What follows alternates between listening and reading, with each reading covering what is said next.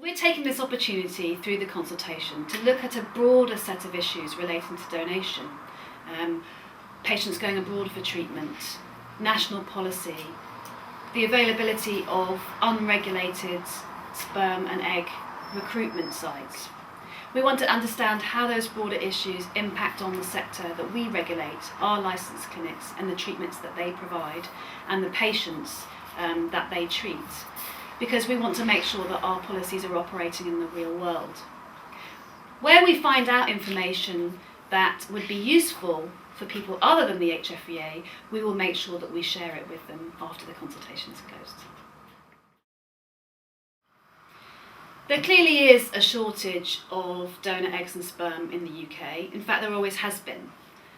We want to try and understand why that is, really. We want to know from the donors themselves, from the people having treatment, and from the clinics who provide those services, what's really going on here.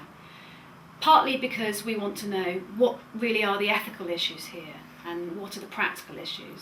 We want to understand what we can do, what part we can play in that broad picture of the availability of donor eggs and sperm, to make sure that there aren't any barriers to those who want to come forward and donate, but at the same time to make sure that everyone that's involved in the process is properly protected.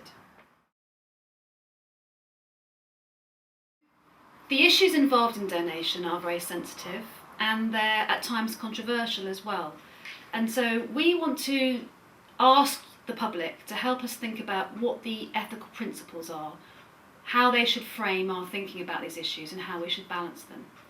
So for instance, the welfare of the child born as a result of treatment is a key principle and something that we hold dear to our heart.